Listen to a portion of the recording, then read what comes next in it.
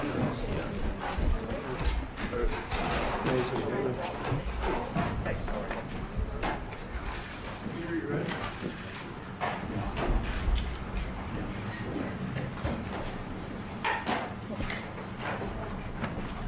thank you very much. It's an honor to have President Zelenski of Ukraine, and we've been working very hard, very close. So we've actually known each other for a long time. We've been dealing with each other for a long time and very well. We had a little negotiation spat, but that worked out great. I think for both countries, I think for the world, actually, beyond both countries. And we have something that is a very fair deal. And we look forward to getting in and digging and working and getting some of the rare earth. But it means we're going to be inside, and it's a big commitment from the United States, and we appreciate working with you very much. And we will continue to do that. We have had some very good discussions with Russia. I spoke with President Putin, and we're going to try and bring this to a close. It's something that you want and that he wants. We have to negotiate a deal, but we've started the confines of a deal, and I think something can happen. The big thing is the number of soldiers, mostly at this point, but soldiers being killed. You're losing thousands of soldiers. So on both sides, we're losing a lot of soldiers, and we want to see it stop.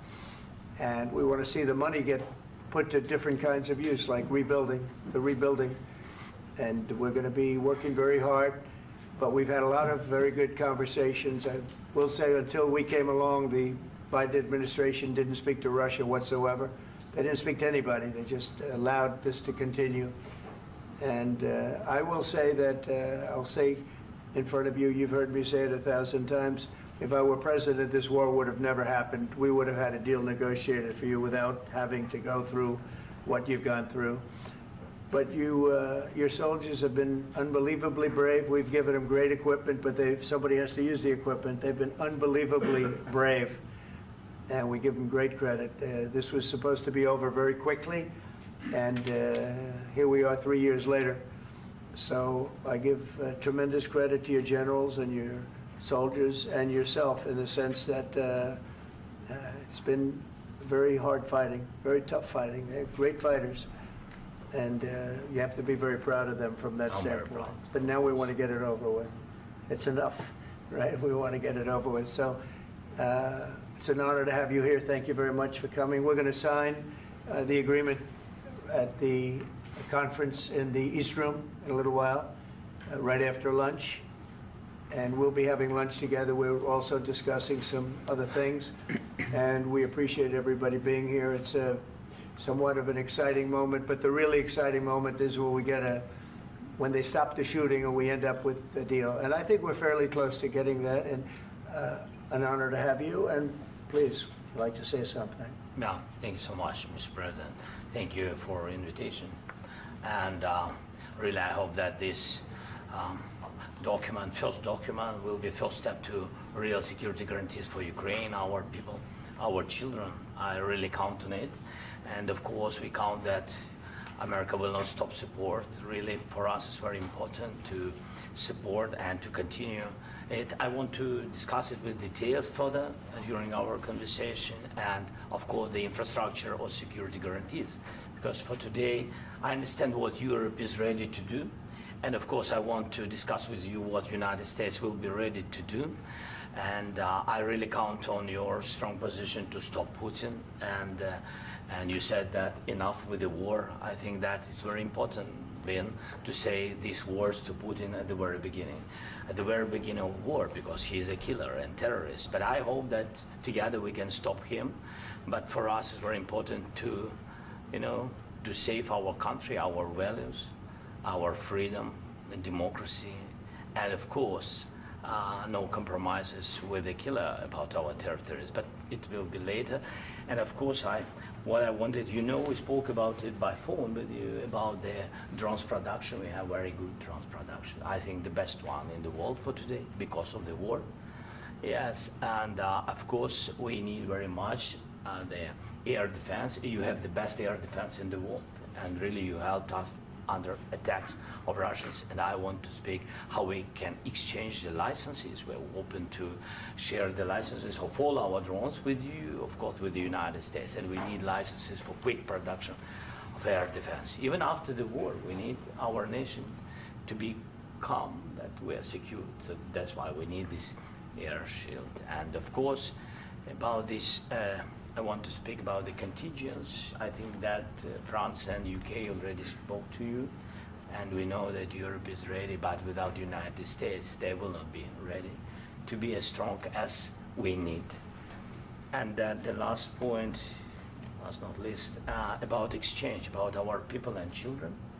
And you know that these crazy Russians, that they stolen 20,000 of children, Ukrainian children. They changed their names, they changed their families, relatives, and now they're in Russia. We want to bring them back, and really, it's a big dream, task, and goal for me, and our warriors.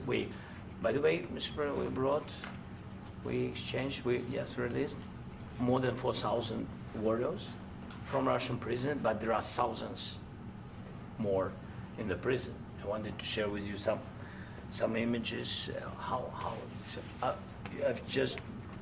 Can I now? Yeah, Have I? please. Some minute, 1 minute, 1 minute. Just you to understand in what circumstances, in what situation they are, and what the attitude of Russia to our prisoners.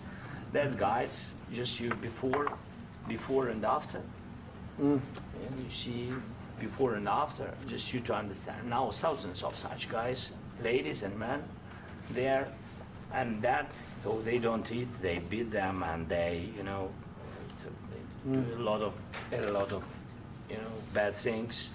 So out of, even during the war, there are rules. Everybody knows there are rules during the war. So these guys, they don't have any rules. You see that 50, 60 kilograms left, and a lot of such things. And I didn't want to show you what the changes with images of children, because I will just share with you. And, I mean, it's looking tragically. Yep, that's tough stuff. Yeah, I wanted very much to give you, and you see. Yeah. This is pastor, by the way. They stolen pastors because it's not Russian church. They stolen pastors and moved pastors to the prison. At the end of last year, we brought 3 pastors, and we could exchange them. And this is pastor, you see. Yeah, that's tough. Yeah. So I mean, this I wanted to show you, and this. So thank you very much. We want to get that ended, right? Yeah, of course. We And I want. think we will. And We have to, of course. do you have any questions, please? Mr. President. Thank you, Mr. President. With the, how much money is the U.S. going to put into the fund that is being created today, and how does this provide long-term security for Ukraine?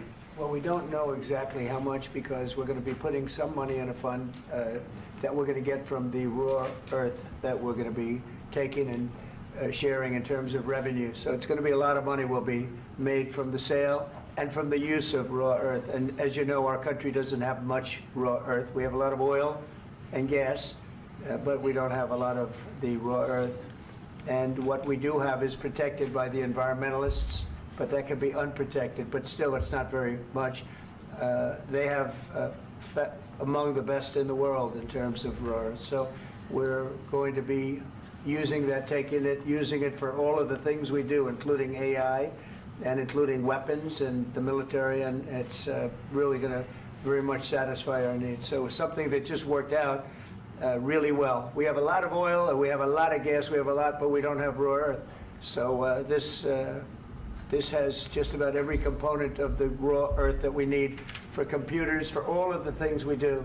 This puts us in great shape. And on long-term security for Ukraine, how does this provide it? I think they're going to have great luck. I think once we make the agreement, that's going to be 95% of it. They're not going to go back to fighting. I've spoken with President Putin, and I feel very strong. I've known him for a long time, and I feel very strongly that they're very serious about it, and we'll make a deal. And when the deal is made, I don't think, we talk about security. Everyone's talking about the other day, all they talked about was security. I said, let me make the deal first. I have to make the deal first. I don't worry about security right now. I have to we have to have a deal, because right now, last week, 2,000 soldiers died on both sides. 2,000. And they're losing 1,000, 2,000, 3,000 a week. So as we sit here and we talk, people are getting shot and dying on the battlefield. And, you know, they're not American soldiers, but they're Russian soldiers and they're Ukrainian soldiers, and we want to be able to stop it. And we want to be able also to spend money on other things. We don't want to, this is a tremendous amount of money, and what the Biden administration did was terrible. They were giving money, but he had no security on the money. Europe, as you know, gave much less money, but they had security. It was in the form of a loan. They get their money back, and we didn't. And now, at least we're protected, because the American taxpayer has to be protected too. But this is an incredible agreement for Ukraine, because we have a big investment in their country now, and what they have, very few people have. And we're able to really go forward with very, very high-tech things and many other things, including weaponry that we're going to use in many locations, but that we need for our country. Mr. President, This allows us to do that. will you continue I'm sorry. sending military aid? Yes, go ahead, please. If I can just, yes. In the document, there is one of the very important points. If we speak about business and investment, we never had LNG terminals in Ukraine. This document will open. I mean, the next documents, but anyway, here we see in the framework, we see really goodwill for this. LNG terminals for us is very important, and I think for security of European continent. We have the biggest storage, gas storage. We have the biggest in Europe. Yes, yes, and we can use it. Use it for LNG. Use it for LNG, and we will do it. And really, we can help Europe, because Europe really helped. President Trump said that they made less support, but they are our friends, and they are our very supportive partners. They really gave a lot, Mr. President. They did. Really, they did. They gave a lot, but they gave much less. No. Much less. No. No. Don't argue. No. Okay. Okay.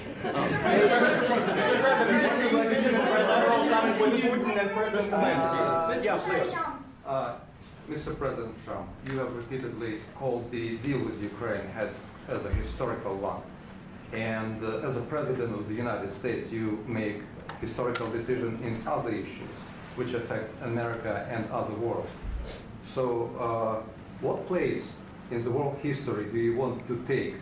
And do you associate yourself with any famous historical figures? Yeah, I'd say George Washington, Abraham Lincoln. I would say I'm far superior to George Washington and Abraham Lincoln.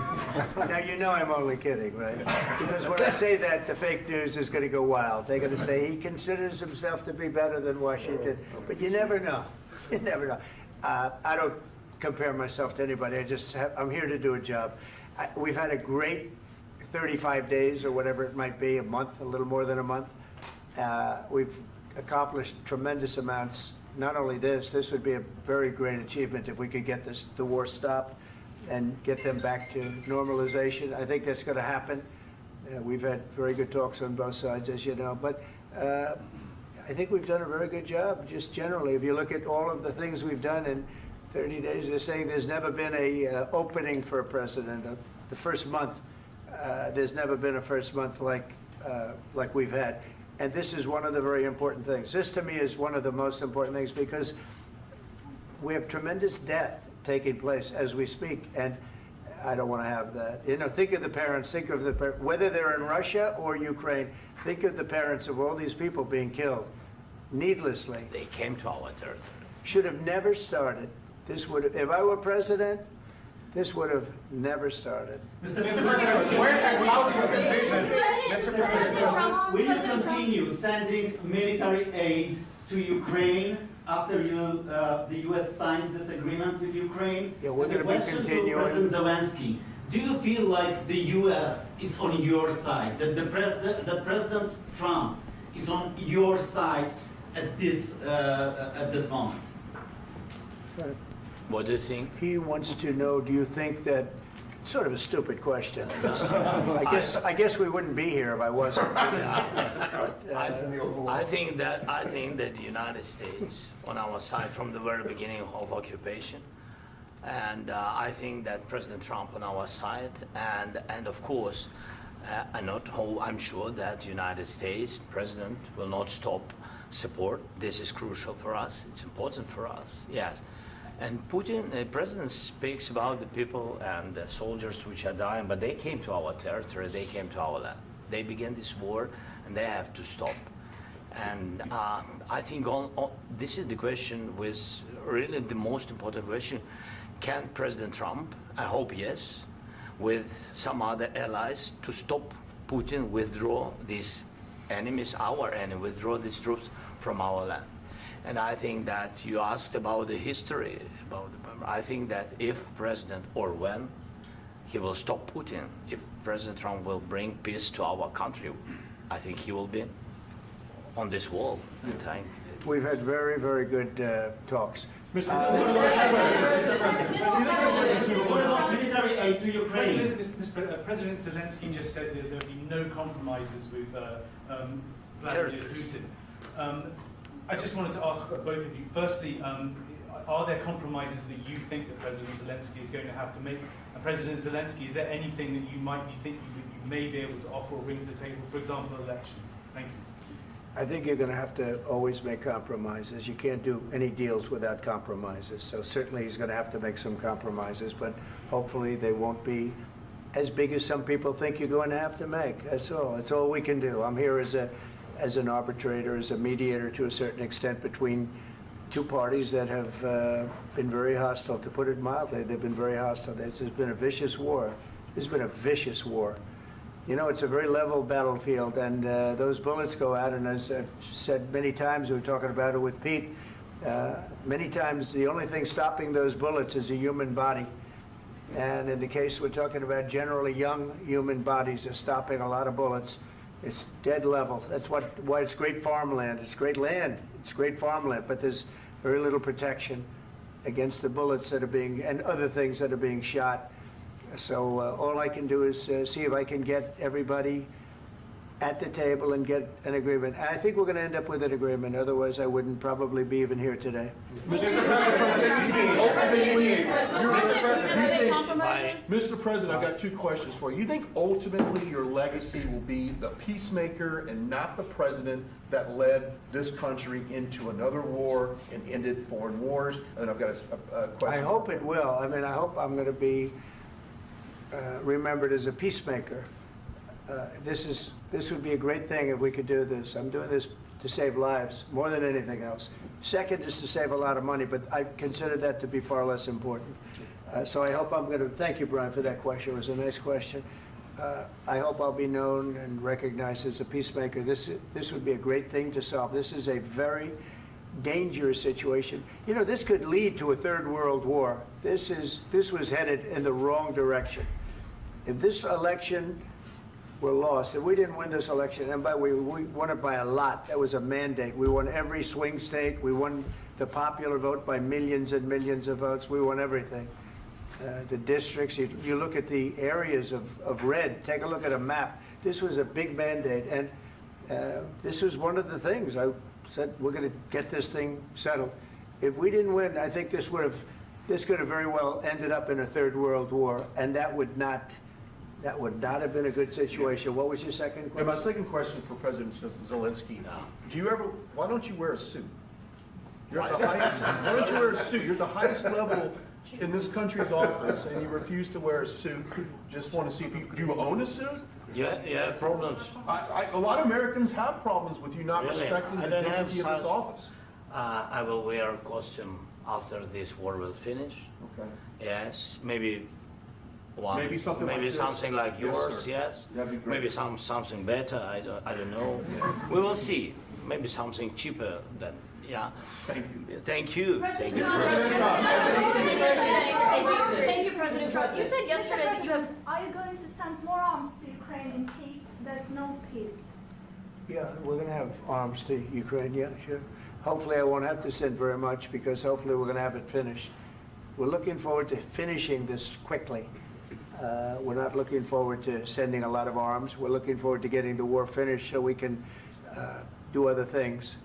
But we very much appreciate the agreement because we needed what they had, and we're treating, you know, our country is now treated fairly. Biden didn't do that. He didn't know what the hell he was doing. This should have never happened. This should have never started. But, you know, sure, the answer is yes, but hopefully we won't have to send much because I'm looking forward to getting it done quickly, very quickly. Does that mean you'll provide security guarantees, Mr. President? I don't want to talk about security yet because I want to get the deal done. You know, you fall into the same trap like everybody else. A million times you say it over and over. I want to get the deal done. Security is so easy. That's about 2% of the problem. I'm not worried about security. I'm worried about getting the deal done. The security is the easy part. Security is very nice. Everybody stops shooting. And now will Europe put people there? I know France is going to. I know the UK is going to. I know other countries are going to, and they happen to be right next door. We haven't committed, but we could conceivably. You know, we have security in a different form. We'll have workers there digging, taking the raw earth so that we can create a lot of great product in this country. So in that sense, you have something, but we haven't determined that yet. I will say, in speaking to France and in speaking to, and they were here, as you know, last week and just the other day, they have committed to a lot of security. I don't think you're going to need much security. I think once this deal gets done, it's over.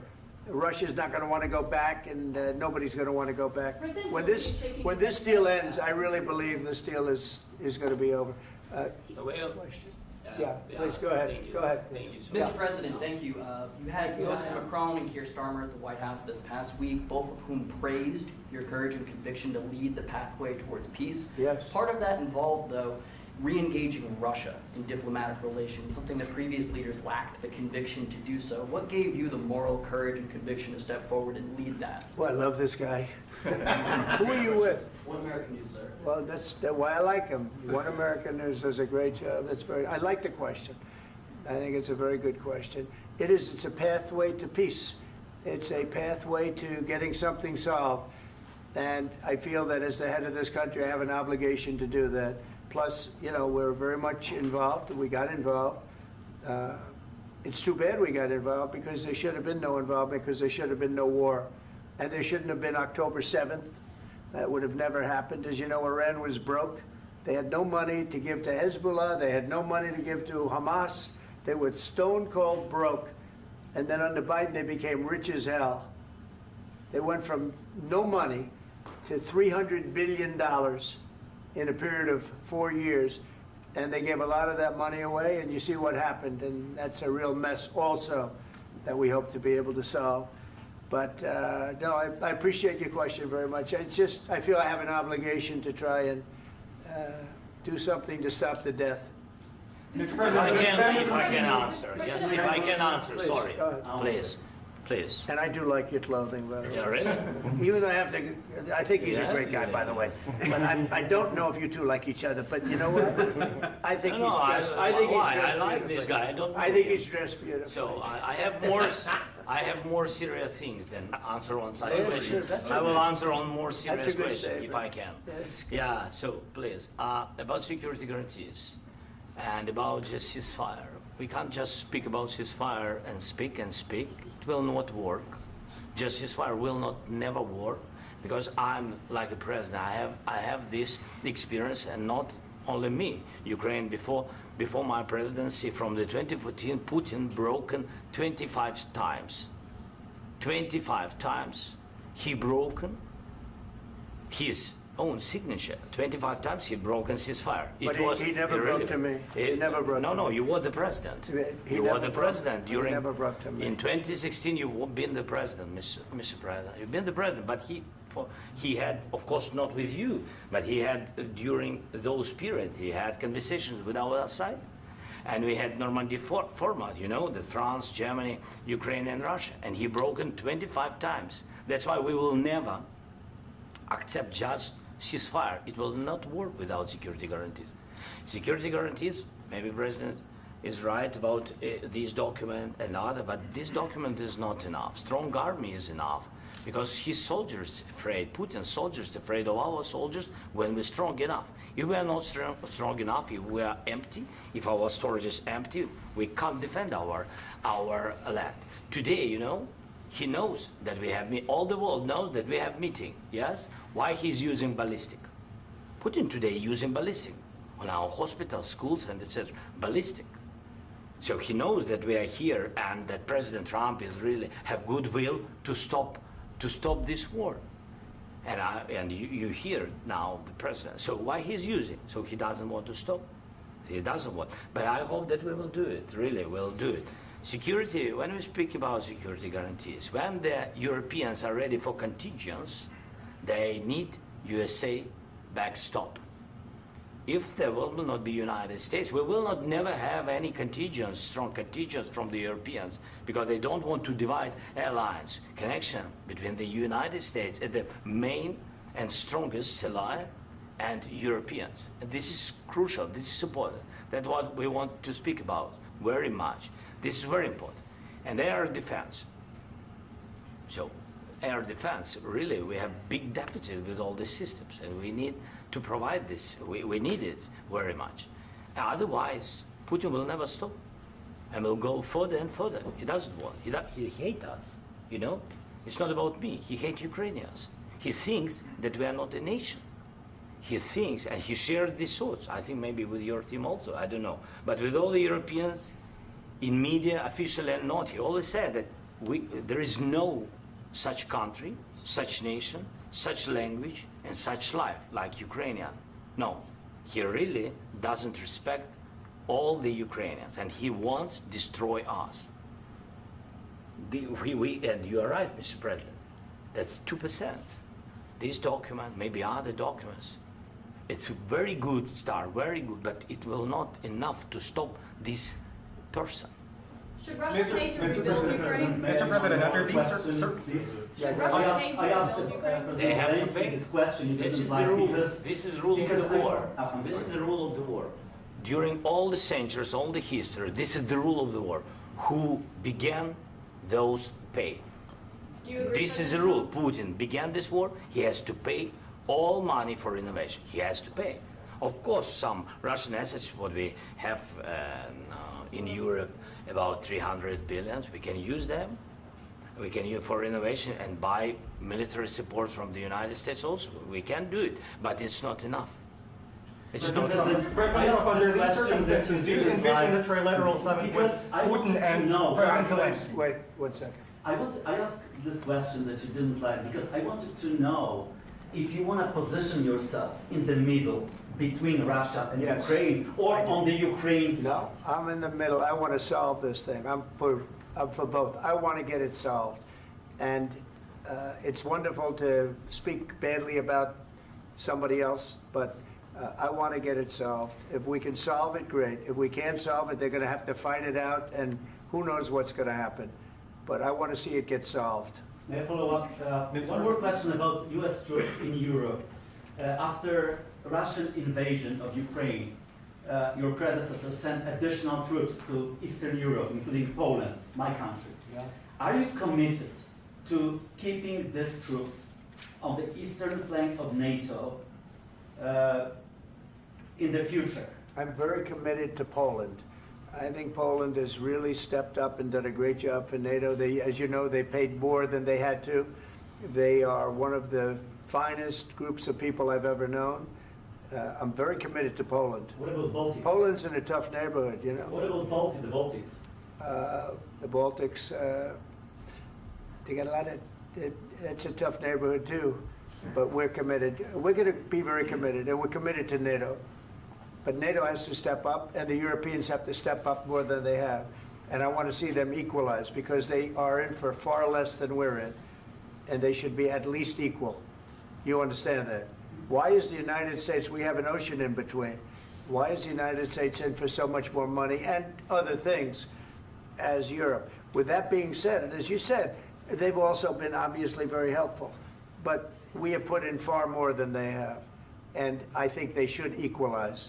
Mr. President, under Yeah, please, go Can I ahead. ask you about the agreement again today? What changed between the first time that Secretary Bessent gave President Zelensky the agreement and today for the signing? We made a deal. So, What was the I'm just- deciding factor? I'm a business person. We made a deal. That's what changed.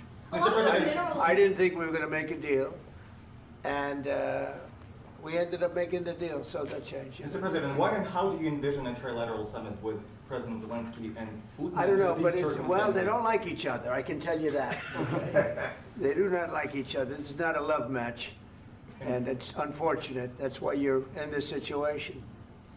The United States should not have allowed this to happen, okay? The United States, run by a man that didn't know much, I'm going to be very nice, run by an incompetent person, very incompetent person, should never have allowed this to happen. I've stopped wars. I've stopped many wars. My people will tell you, I stopped wars that nobody ever heard about. I stopped wars before they ever started.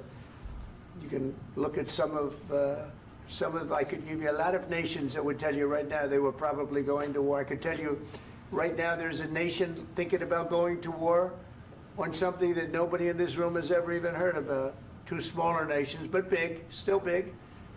And I think I've stopped it. But this should have never happened. Mr. President. About sorry, just a second.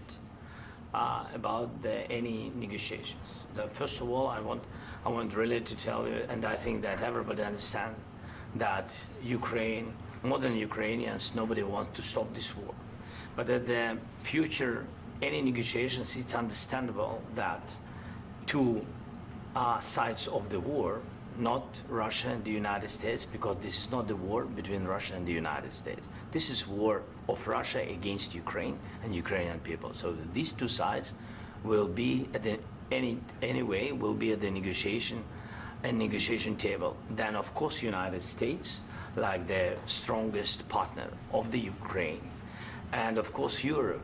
I think Europe is very important. I want to speak about it with the president.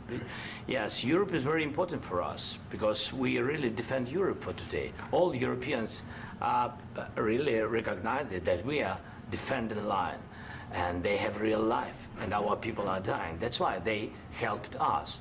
And also, it's about the NATO. Yes, between, like the president said, you have big, nice ocean. Yes, between us. But if we will not stay, Russia will go further to Baltics and to Poland, by the way. But first to the Baltics. It's understandable for them because they've been in the USSR. You know, they've been one of the republics of the USSR, and Putin wants to bring them back to his empire. It's a fact. And when he will go there, if we will not stay, you will fight. Your American soldiers, it doesn't matter, do you have ocean or not, your soldiers will fight. Mr. President, would you be willing to visit Ukraine, maybe Kyiv or Odessa, which is going to be at the Riviera or Black Sea? It was my question. I'm sorry. I don't want to talk about Odessa now. Let's not talk about Odessa. I want to talk about making a deal, getting peace. We don't have to talk about Odessa, but a lot of cities have been destroyed. A lot of cities that are not recognizable. There's not a building standing. No. And a lot of things have to Mr. happen. President, you have to come and to look. No. We have very good cities. Yes, a lot of things been destroyed, but mostly cities alive, and people work, and children go to school. Sometimes it's very difficult. Sometimes closer to front line, children have to go to underground schools or online. But we live. Ukraine is fighting, and Ukraine lives. This is very important. And maybe it's Putin is sharing this information that he destroyed us. No, he lost 700,000 people, 700,000 soldiers. He lost everything. Yes. So, Mr. President, one more. I mentioned Poland. Please, go ahead. When did you last speak with President Putin, and what did he say that? A couple of days ago. And what did he tell you that gave you the assurance that he wanted peace? Well, that's what I do. My whole life is deals. I know pretty good. And I've known him for a long time. I've dealt with him for a long time. He had to suffer through the Russia hoax. You know, Russia was a hoax. It was all Biden. It was nothing to do with him. So he had to suffer through that, and he was able to do that. I think that he wants to make a deal, and he'd like to see it end That's all I do. That's what I do. My whole life, that's what I do, is make deals. Would you And understand? I'm in the middle of a mess, because this is a real mess. It's a very dangerous one. If this doesn't get solved now, it's not going to get solved for a long time. So I hope we're going to get it solved. In the back, please. Thank you, Mr. President. Prime Minister Starmer claimed repeatedly that his government believes in free speech and was not engaged in censorship. But his country's government arrests people for memes and thought crimes, and even more worrisome is pressuring American companies to censor Americans on its behalf. How can he be a reliable, trustworthy partner when he says things that are demonstrably false on such an important topic? Well, we actually spoke to him about that yesterday, and we thought they took it very, very much too far. JD was very strong on it. So was I. So was Marco. And we've been speaking to him about it. Marco, would you like to say something about that? We have concerns, obviously, with the conduct of those, particularly as it impacts Americans. And there's real concern that American speech, which is online, could fall into the hands of British or any country's jurisdiction. And so this is a point the Vice President made of Munich, and I think it's a very compelling one, that what unites us with Europe, as much as anything else, is these shared values, and one of them being free speech. And so if Americans are threatened by it, we're going to need to take action in that regard. Mr. President. It's actually a very important question. We spoke about this in detail with the Prime Minister, the Foreign Secretary, and others at lunch yesterday, and I know that Secretary of Commerce Lutnick followed up in private meetings last night. This is really important. We believe Americans have the right to speak their mind, even if we in this room disagree with them. They have the right to speak their mind in the public square, which is often online these days. And we're going to defend that right as it pertains to American companies and American citizens vigorously if we have to. I do think that under the President's leadership, we're going to find common ground with our friends in the UK on this question, but it remains to be seen. The principle that will guide us is we believe in free speech in this country, and we'll fight for it for American citizens. Mr. President, on the deal, is there any other oil and gas component to the deal? Is it all critical? A little bit. We'll see. On LNG? But we're not really looking for that so much. We got a lot. We have more than anybody in the world, by far. So no, we're not talking about it too much, but a little bit. I think it affects also, but for the most part, no. And sir, is there any agreement from Ukraine to purchase U.S. LNG as part of the deal, or is that on the table at all? No, we don't need that. Some of those Mr. President, I minerals just are in wanted the to ask east, you Mr. about, President. you just mentioned that you'd spoken to Vladimir Putin a couple of days ago. Just to be clear, that's a new call, not the one that you... I've spoken to him on numerous occasions. Okay, and how was the latest call? What did you discuss? How did it go? Are you serious with that question? I am, I'd love to know. It went well. I think we're going to have a deal. On the minerals deal, Mr. President, some of those minerals are in the east of Ukraine, not far from the front lines and in areas that Russia has Very good occupied. question. Thank you Will so you much. direct President Putin to withdraw his forces from those areas if there's U.S. interest Well, there? we'll take a look at the time. We have a lot of area. It's a very big area we're talking about, so we'll take a look. I'll study that and I'll see. And who would protect those minerals if they are U.S. interests? Would that be Ukrainian They'll be forces? protected. The European agreement forces? will protect them. U.S. The forces? agreement, yeah, we're signing an agreement. You know? Right, but what if Russia tries to invade or there's Russian aggression in those spots? I just told you, I don't think that's going to happen. And if that were going to happen, I wouldn't make a deal. If I thought that was going to happen, I wouldn't make a deal. Some people may wonder You why. know, they ought to focus on CNN on survival, not asking me these ridiculous Why questions. the confidence that Putin won't Focus violate- on surviving, because CNN's got such low ratings, I don't think they're going to survive. Let's go. Please, go One ahead. more. I already mentioned Poland. Poland was under Russian control for decades after the Second World War. When I was a kid, I looked at the United States not only as a most powerful country, richest country in the world, the country that has great music, great movies, great muscle cars, but also as a force for good. And now I'm talking with my friends in Poland, and they are worried that you align yourself too much with Putin. What's your message for them? Well, if I didn't align myself with both of them, you'd never have a deal. You want me to say really terrible things about Putin and then say, "Hi, Vladimir, how are we doing on the deal?" That doesn't work that way. I'm not aligned with Putin. I'm not aligned with anybody. I'm aligned with the United States of America. And for the good of the world, I'm aligned with the world. and I want to get this thing over with. You see the hatred he's got for Putin. It's very tough for me to make a deal with that kind of hate. He's got tremendous hatred, and I understand that, but I can tell you the other side isn't exactly in love with, you know, him either. So it's not a question of alignment. I'm aligned with the world. I want to get the thing set. I'm aligned with Europe. I want to see if we can get this thing done. You want me to be tough? I could be tougher than any human being you've ever seen. I'd be so tough. But you're never going to get a deal that way, so that's the way it goes. All right, one more question. Hey, I want to respond to this. So look, for 4 years in the United States of America, we had a president who stood up at press conferences and talked tough about Vladimir Putin, and then Putin invaded Ukraine and destroyed a significant chunk of the country. The path to peace and the path to prosperity is maybe engaging in diplomacy. We tried the pathway of Joe Biden of thumping our chest and pretending that the President of the United States' words mattered more than the President of the United States' actions. What makes America a good country is America engaging in diplomacy. That's what President Trump is doing. Can I ask you? Sure. Yeah? Yeah. Okay. So he occupied our parts, big parts of Ukraine, part of East and Crimea. So he occupied it on 2014.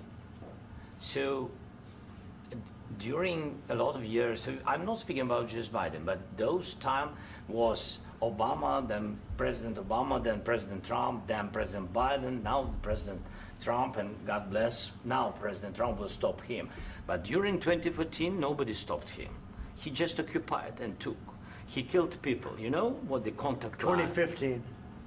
2014. 2014 and 2015. 2014. Yeah. So I was not here. Yeah, but that's exactly right. Yes, but during 2014 till 2022, yeah, the situation the same. The people are been dying on the contact line.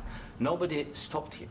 You know that we had conversations with him, a lot of conversation, my bilateral conversation, and we signed with him. Me, like a new president. In 2019, I signed with him the deal. I signed with him, Macron and Merkel, we signed ceasefire. Ceasefire. All of them told me that he will never go. We signed with him with gas contract. Gas contract. Yes, but after that, he broken this ceasefire. He killed our people and he didn't exchange prisoners. We signed the exchange of prisoners, but he didn't do it. What kind of diplomacy, JD, you are speaking about? What do you mean? I'm talking about the kind of diplomacy that's going to end the destruction of your country. Yes, but if you Mr. President, with respect, I think it's disrespectful for you to come into the Oval Office and try to litigate this in front of the American media. Right now, you guys are going around and forcing conscripts to the front lines because you have manpower problems. You should be thanking the President for trying to bring an end to this conflict. Have you ever been to Ukraine that you say what problems we have? I have been to. Come once. I've actually watched and seen the stories, and I know what happens is you bring them on a propaganda tour, Mr. President. Do you disagree that you've had problems bringing people into your military? And do you think that it's respectful to come to the Oval Office of the United States of America and attack the administration that is trying to prevent the destruction of your country? A lot of questions. Let's start from the beginning. Sure. First of all, during the war, everybody has problems. Even you, but you have nice ocean and don't feel now, but you will feel it in the future. God bless. You don't know that. God bless. You don't God know bless. that. You will not have a war. Don't tell us what we're going to feel. We're trying to solve a problem. Don't tell us what we're going to feel. I'm not telling you. Because I'm you're in no answering on position this to question. dictate that. That's Remember exactly what this. you're doing. You're in no position to dictate what we're going to feel. We're going to feel very good. You will feel influence. We're going to feel very good and very strong. You will feel influence. You're right now not in a very good position. You've allowed yourself to be in a very bad position, and he happens to be right about it. From the very beginning of the war. You're not in a good position. You don't have the the cards right now. With us, you start having not playing cards. cards. Right now, you don't. I'm very You're serious, playing cards. Mr. President. You're I'm playing very cards. serious. You're I'm gambling the with the president lives in of war. millions of people. You think You're you- gambling with World War III. what you're You're speaking gambling about? with What you're World speaking War about? III. And what you're doing is very disrespectful to the country, this country. That's with all back to you. respect to your Far country. more than a lot of people said Very they respect. should have. Have you said thank you once? this A lot entire of meeting? times. No, in this Even entire meeting, today. have you said thank Even you? today. You went to Pennsylvania and campaigned for the opposition in October. Offer some words of appreciation for the United States what of are you speaking America about? and the president who's trying to save your country.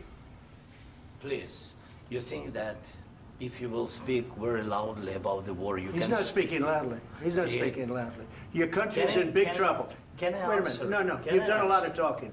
Your country is in big trouble. I know. You're not I winning. know. You're not winning this.